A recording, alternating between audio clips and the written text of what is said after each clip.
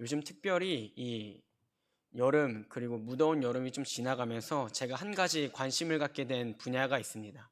그건 바로 건강이었습니다. 건강.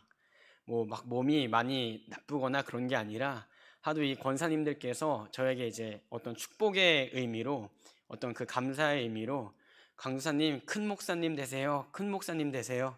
근데 이걸 좀 정확히 기도해 주셔야 되는데 하도 큰 목사라고 되니까 살이 이렇게 불어가지고 이 몸이 무거워짐을 제가 느껴서 운동을 하긴 해야 되는데 제가 막 몸이 막 좋지가 않아요. 그러다 보니까 어떻게 하면 이 건강하게 좀 이 체중 관리를 할 수 있을까? 이제 그런 생각을 하면서 건강에 대한 관심을 갖게 되었습니다. 그러면서 뭐 뇌에 관한 책도 읽고 또 뭐 뼈에 관한 책도 읽고 또 근육에 관한 책도 읽고, 그러나 정작 중요한 게 무엇입니까? 책만 읽는다고 해서 건강해지지는 않는다는 겁니다. 그 책을 읽고 내가 실제로 운동을 해야 이제 근육도 붙고 또 몸의 유연성도 생기고 그러면서 건강해지는 것이지, 우리가 책만 읽는다고 해서 건강해지지는 않는다는 것입니다. 우리 이 신앙생활도 그렇습니다. 우리가 이 말씀을 너무 많이 듣는 것도 중요하지만 말씀을 읽고 기도 생활을 하지 않으면, 또 말씀을 듣고 내가 믿는다고 고백하지만 그것이 내 삶으로 살아내기를 하나님께 간절히 사모하고 바라지 않는다면, 속된 말로 옛날 어른분들께서 이 머리만 커진다라고 표현했듯이 머리만 커질 수 있습니다.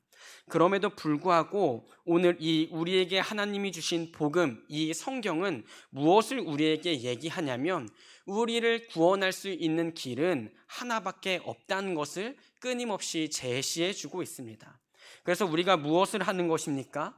예배 가운데 하나님이 어떤 일을 우리에게 행하셨는지, 그리고 그 예수 그리스도가 우리 인생에 얼마나 찬란하고 아름다우신지를 듣고 우리의 삶을 찬양의 고백으로 살아내는 것입니다. 그런 관점에서 세상을 사는 사람들과 예수 그리스도를 닮아가는 사람들의 삶은 조금씩 차이가 나게 되는 것입니다. 특별히 요즘 이 시대를 포스트 모더니즘 이 사상이 뿌리 깊이 내린 시대라고 얘기합니다. 이 포스트 모더니즘에 관해서는 제가 설교 중에 몇 번 얘기했지만 그 특징 중 하나는 절대적인 진리는 없다라는 것을 얘기하는 것입니다.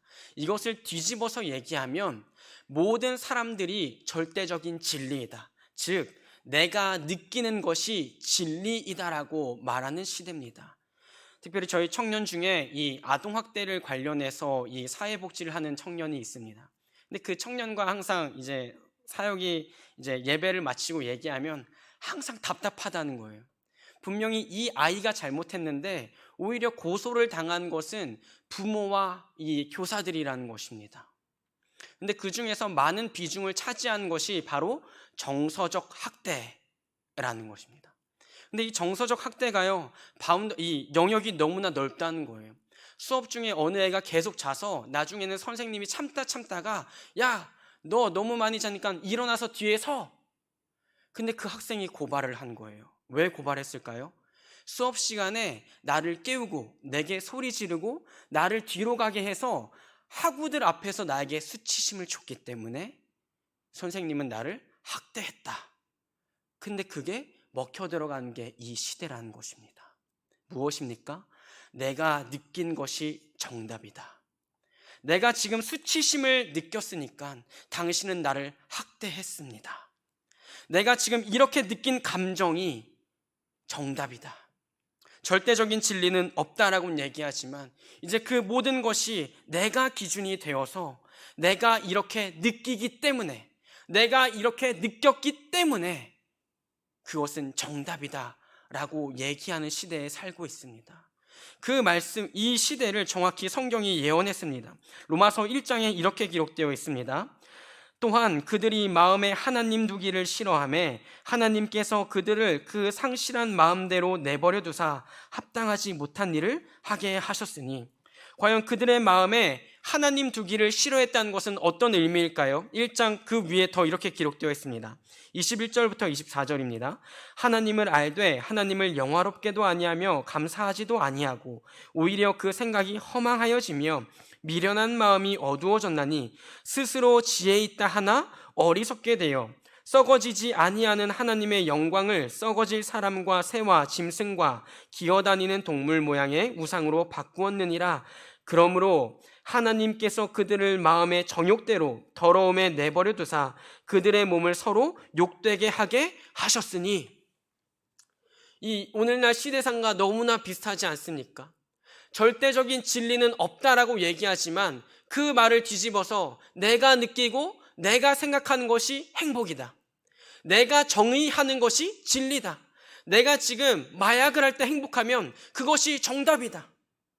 내가 성적으로 문란히 사는 것이 내게 기쁨이 된다면 그것이 정답이다. 그것을 로마서가 어떻게 비판합니까? 스스로 지혜 있다 하나 어리석게 돼요. 자신이 생각할 때는 내가 내 마음대로 생각하는 것, 내가 느끼는 대로 행동하는 것이 지혜 있다라고 얘기하지만 하나님이 보시기엔 어떤 행동입니까? 오히려 어리석게 되는 결과를 가져온다는 것입니다. 이 근원이 무엇입니까? 바로 인간의 원죄입니다. 인간의 죄성입니다. 우리 죄는요, 우리 마음에 하나님 두기를 싫어합니다. 하나님이라는 정답을 우리 인생에 두기를 싫어하는 것이 우리 인간의 죄된 본성입니다. 그리고 내 생각과 내 감정을 내 마음의 중심에 두기를 기뻐하는 것이 죄인의 타고난 사명입니다. 그런데 그것을 우리가 또한 어떻게 여겨요? 지혜롭다라고 생각하는 것입니다. 그래서 많은 죄인들이 어떻게 얘기합니까? 성경은 분명히 이 십자가가 하나님의 지혜이고 능력이라고 얘기하지만 예수 그리스도를 믿지 않는 자들은 그 십자가를 비판하고 비난하고 힐난합니다. 네가 그 십자가에서 내려와 봐라. 네가 그 십자가에서 하나님의 아들이, 너가 하나님의 아들이라면 그 십자가에서 너가 내려올 수 있지 않느냐? 조롱하는 것이죠. 하나님의 아들이심을 믿지 않으니까 그들이 그 앞에서 못 박았음에도 불구하고 그럼 너 스스로를 구원해 보라고 조롱하는 것입니다. 미련해 보이는 것입니다. 하지만 그것이 하나님의 지혜였습니다. 그의 아들이, 하나님의 아들이 십자가에서 죽는 것이 세상이 보기에는 미련해 보이지만 그것이 하나님의 능력이었고 하나님의 지혜였습니다. 반면에 인간은 스스로를 지혜롭다라고 생각하고 지혜롭다고 느끼는 그 행동을 행하며 살지만 하나님이 보시기에는 정말로 어리석은 행동인 것입니다. 그래서 로마서 3장 10절은 이렇게 기록합니다. 기록된 바 의인은 없나니 하나도 없으며 깨닫는 자도 없고 하나님을 찾는 자도 없고 다 치우쳐 함께 무익하게 되고 선을 행하는 자는 없나니 하나도 없도다. 무슨 얘기입니까? 모든 인류가 죄인이라는 것입니다. 모든 인류가 스스로 구원할 방법이 없다는 것입니다. 로마서 3장 19절 20절은 이렇게 기록합니다. 우리가 알거니와 물은 율법이 말하는 바는 율법 아래에 있는 자들에게 말하는 것이니 이는 모든 입을 막고 온 세상으로 하나님의 심판 아래에 있게 하려 함이라. 그러므로 율법의 행위로 그의 앞에 의롭다 하심을 얻을 육체가 없나니 율법으로는 죄를 깨달음이니라. 율법은 분명히 하나님의 의로운 일이었습니다. 하나님의 의를 나타내는 일이었습니다. 어떤 조건 하에서 그렇습니까? 그 율법을 다 지킨다는 조건 하에였습니다. 하지만 죄인인 인간은 그 율법을 다 지킬 수 있는 능력이 없었습니다. 그럼 무엇을 깨달아야 합니까? 율법을 우리가 지킬 수 없기 때문에, 우리가 계속 죄 가운데 거할 수밖에 없기 때문에 하나님의 은혜가 없이는 우리는 구원을 받을 수 없겠구나. 그래서 바울은 그것을 명확히 짚는 것입니다. 율법으로는 죄를 깨달음이니라. 하나님으로부터 계속 우리를 멀리하게 되는 우리 죄된 본성, 인간의 자력으로는 스스로 구원할 수 없구나 하는 것을 깨닫는 것입니다. 하지만 여기서 성경은 마무리되지 않습니다. 오늘 읽은 본문입니다. 21절에 이제는 율법 외에 하나님의 한 의가 나타났으니, 율법 외에 하나님의 한 의가 나타났으니, 이 본문 나타났다는 이 단어는 화네로라는 헬라어 단어인데요, 이것은 빛나게 나타나다, 빛나다, 명백히 나타나다, 모두가 알 수 있듯이 어둠 가운데서 빛이 쫙 번지면은 모두가 볼 수 있듯이 감추어진 것이 아니라, 미약하게 나타난 것이 아니라 명백하게 나타났다는 것을 얘기하는 것입니다. 그 의는 무엇입니까? 22절, 곧 예수 그리스도를 믿음으로 말미암아 모든 믿는 자에게 미치는 하나님의 의니 차별이 없느니라. 이것이 우리가 가진 복음입니다. 이것이 우리가 가진 능력입니다. 이것이 우리가 지니고 있는 유일한 기쁨입니다. 무엇입니까? 우리가 다 죄인이지만 율법을 볼 때는 무엇을 느낍니까? 도저히 율법을 다 지킬 수 없는, 어떻게든 열심히 살아도 하나만 어기면 이젠 다시 죄인의 삶으로 갈 수밖에 없는 우리의 인생에 또 다른 의, 하나님의 한 의가 우리에게 빛나듯이 눈부시게 나타났다는 것을 바울은 복음으로 로마교회에 제시하고 있는 것입니다. 뿐만이 아니라 로마교회에게만 전한 것이 아니라 오늘 우리에게 하나님이 친히 증거하고 계신 것이죠. 23절에 모든 사람이 죄를 범하였음에 하나님의 영광에 이르지 못하더니 그리스도 예수 안에 있는 속량으로 말미암아 하나님의 은혜로 값없이 의롭다 하심을 얻은 자 되었느니라. 이곳에서 무엇이 나타납니까? 첫 번째로 예수 안에 있는 속량, 값을 치름으로 우리가 구원을 얻었다고 얘기합니다. 그 은혜는 값 없이, 원래 우리가 제사를 드릴 때 우리 죄를 씻기 위해 제사를 드리지 않습니까? 그때는 항상 값을 치러야 합니다. 내 죄를 대신할 값을 치러야 됩니다. 재물이 필요하다는 것입니다. 근데 이제 하나님의 그 한 의는 더 이상 값을 치를 필요가 없다는 것입니다. 누가 이미 치렀기 때문입니까? 하나님의 아들이신 예수님이 이미 속량, 값을 치렀다는 것입니다. 무엇으로 치르셨습니까? 자신의 몸으로 단번에 치르셨습니다. 이제 우리가 하나님 앞에 나올 때는 더 이상 값이 필요하지 않습니다. 그 누구도 왜 빈손으로 나왔냐고 묻지 않습니다.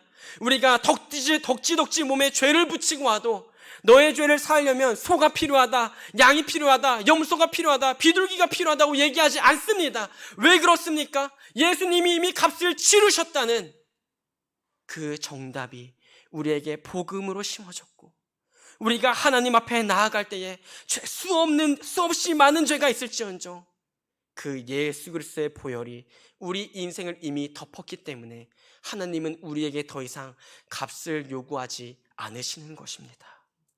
그 다음 어떻게 기록되어 있습니까?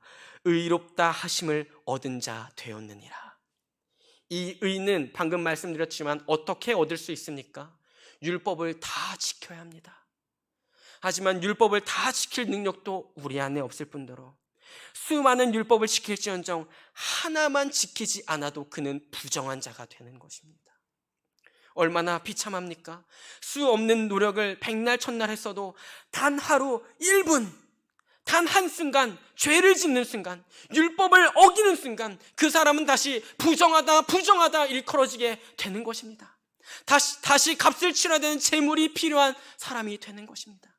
하지만 이제 값도 예수 그리스도께서 치르셨기에, 또한 율법을 다 지킬 수 없는 우리 인생에 예수님이 온전히 완전히 하나님 앞에서 순종하심으로 말미암아 그 의를 우리에게 전가하심으로 하나님이 보시기에 우리는 이제 칭의, 의롭다 하심을 얻은 자가 됐느니라.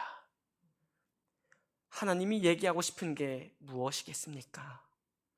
우리가 예수를 믿는다는 것은 그저 우연히 마치 과학에서 얘기하듯이 우연히 빅뱅이란 사건이 생겼다, 우연히 어떤 일이 생겼다, 과학으로 얘기할 수 없는 일들을 우연이라고 얘기하듯이 그런 일이 아닙니다.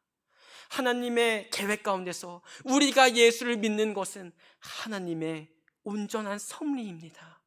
이미 여러분이 하나님을 믿게 된 것은 그저 우연히 우리가 교회에 와서 말씀을 듣는 것이 아니라 하나님의 계획 가운데서 우리가 능력 없고 연약하고 부족하고 우리의 힘으로는 도저히 구원을 받을 수 없기 때문에 하나님이 오늘 여러분을 이 자리에 부르셔서, 평화교회에 부르셔서 예수를 듣게 하시고 믿게 하신 것입니다. 그래서 그것을 기쁜 소식, 복음이라고 얘기하는 것입니다.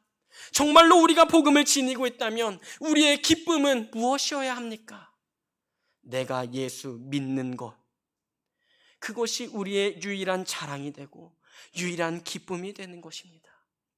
그래서 바울은 로마 교회를 향해서 로마서를 기록하면서 유대인들이 자신의 할례를 자랑하고 율법을 자랑할 때에 그것은 너희의 자랑이 더 이상 되지 못한다.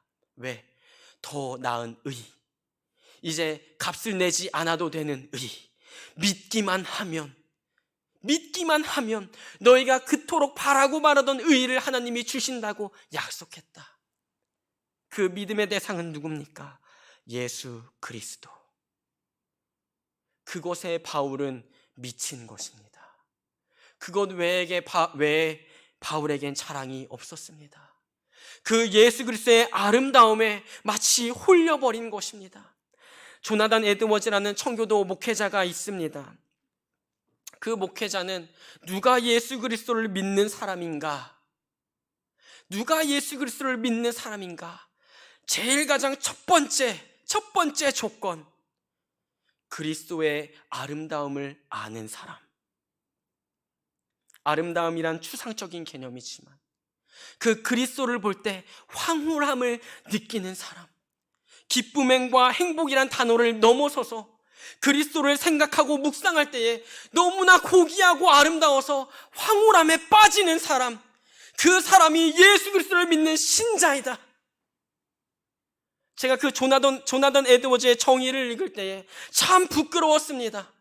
기쁨이란 단어도 안 되고 행복이란 단어도 안 되고 그저 번역으로 표현됐지만 그 황홀함, 완전 그리스도께 빠져듦, 그리스도 외엔 더 이상 보고 싶지도 않음, 그것에 빠진 사람, 그 사람이 신자이다. 오늘 로마서 말씀을 묵상하고 준비하면서 나에게 그러한 황홀함이 있는가? 바울이 이제 율법도 아니고 할례도 아니고 그 다른 것 아니라 너희 인생에 예수 그리스도가 주어졌다는 것, 너희 눈앞에 명백히 나타났다고, 너희 눈앞에는 이 눈부신 복음이 보이지 않냐고 얘기할 때에 바울의 관점에서는 뭐가 보였다는 것입니까? 예수 그리스도라는 그 복음이 눈앞에 보일 때에 너무나 선명해서, 너무나 그 빛이 밝아서 내 눈앞에는 이렇게 명백히 나타났는데 너희 눈에는 보이지 않느냐? 주님, 내 눈에도 그 복음이 명백히 보이기를 원합니다. 너무나 밝은 빛처럼 내 눈앞에 너무나 다 가까이 다가와서 다른 것은 보이지 않는 것이죠. 이제 복음을 우리가 지니고 살아갈 때에 그 복음이 너무나 황홀해서 눈이 멀어버리는 신앙생활을 나도 단 하루라도 느껴본다면 얼마나 기쁠까. 아직 나는 그 자리까지 가보진 못했지만 오늘 바울의 고백을 보면서, 또한 믿음의 선배인 조나단 에드워즈의 그 고백을 보면서, 이 로마서 말씀을 보면서 나의 눈앞에 명백히 나타난 그 하나님의 의, 지식으로 머리로 아는 것이 아니라 내가 완전히 사로잡혀서 황홀경에 빠질 만큼 복음에 한번 미쳐봤으면 좋겠다. 그 고백이 남는 이 강단이 되기를 소망합니다. 그저 설교하고 준비해서 뱉은 강단이 아니라, 선포한 강단이 아니라 정말 나의 진실한 고백이 담겨서, 주님, 내게는 이제 하나님의 그 의신 예수 그리스도만 남아있길 원합니다. 그 의를 다시 내가 끝까지 붙잡아서 세상에 다른 것 자랑하는 것이 아니라, 내 감정, 내 생각을 주장하는 세상을 따라가는 것이 아니라, 내가 완전히 눈에 멀어버린 그 복음, 그리스도의 아름다움을 맛봄으로 말미암아 절대적이시고 절대적인 진리이신 이 말씀에 사로잡힌 내 인생, 우리 가정, 우리 교회가 되게 하여 주시옵소서. 그 고백이 남는 이 저녁이 되기를 소망합니다.